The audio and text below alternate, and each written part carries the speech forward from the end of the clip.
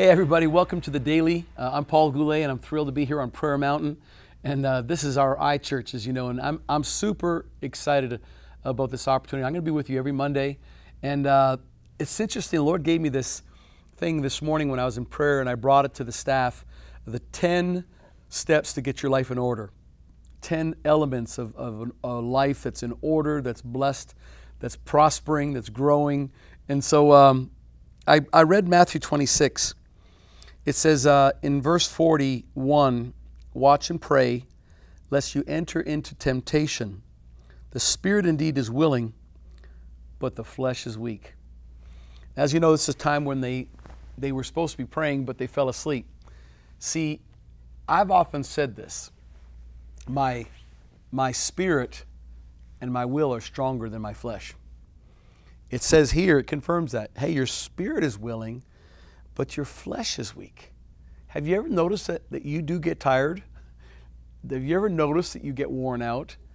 Have you ever noticed that you might fight laziness or fatigue or discouragement? Our body's weak.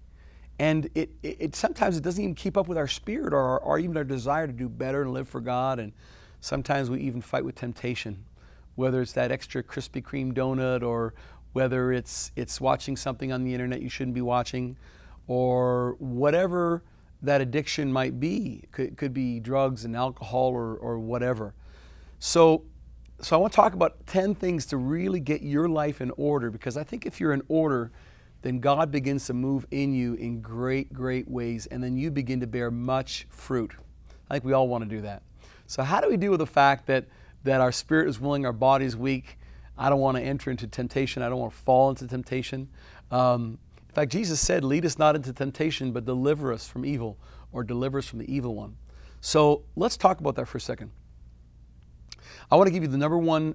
I'm going to give you one. It's not in order of importance. It's simply just in an order that I put together. So 10 things to get your life in order. Number one, the one I want to deal with today, is exercise. I know you weren't expecting that one. That's probably why I gave it to you today. Exercise. Hey, listen, I think we Christians are sometimes the worst. When I go to conferences and all we do is sit in meetings, and then at night we go out and eat till 11:30, 12 at night, and then we go to sleep, and then we wake up the next morning for more meetings. That's not a healthy lifestyle. And it shows, you know, it shows I can walk around meetings and I can see people that I don't know when the last time they exercised. And it's not condemnation, it's just our bodies are the temple of the Holy Spirit. Why don't we take care of them?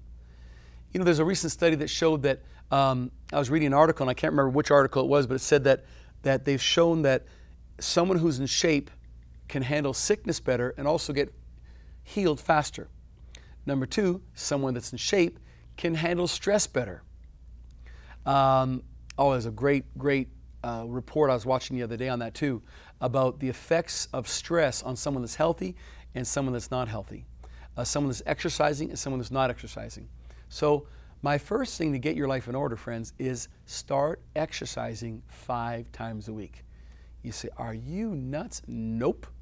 It's easy to exercise. They say if you go out for a 20 to 30 minute brisk walk, that's a good exercise.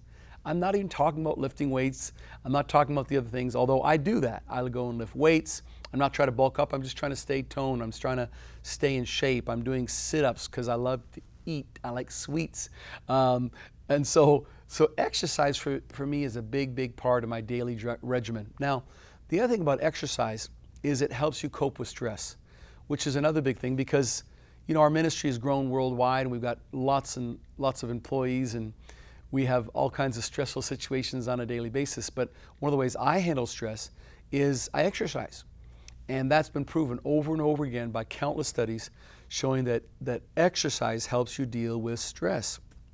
It also helps lower your blood pressure. I went to a heart doctor the other day, and he says, are you exercising? I said, I am.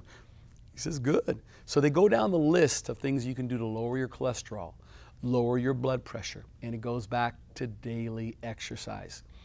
So friends, this is something I just want to take a few minutes today with, and I just wanted to hit because your spirit is willing and your flesh is weak.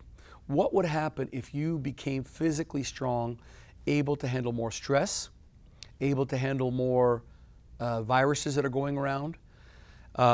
able to handle more of a load, because if you teach Sunday school, it's going to be stressful. If you travel for Jesus, it's going to be stressful. Whatever you do for God, there's going to be an element of stress there, but if you're in good shape, you can handle that. I can tell you that when I travel, people have a hard time keeping up with me, jet lag and all the other things. But I work out, so I can handle a lot more than probably 90% of people I know. I can go longer, go harder, stay more focused, be happier, because I'm actually someone in pretty decent shape. Not a great athlete, but certainly I'm in decent shape, so much so that I can really keep a very heavy pace when I travel and when I minister. But I'm not stressed out and I'm not freaking out because I exercise. So start today, go for your brisk 30-minute walk, and start that every single day. And then in a couple of days, put your finger on your pulse, take your blood pressure. You're going to start seeing some positive changes, because you're a body, soul, and spirit. So if you take care of your body, it's going to impact your soul, which is your mind and emotions, and it'll take care of your spiritual side too. We are not separated. We're body, soul, and spirit. Take care of your body, and it'll help take care of the rest. Hey, I hope you enjoy this time. I'll see you next Monday, or you can see some of our other team members on Tuesday, Wednesday, Thursday, Friday, Saturday on the time together. So I love you guys. I can't wait to see you the next opportunity.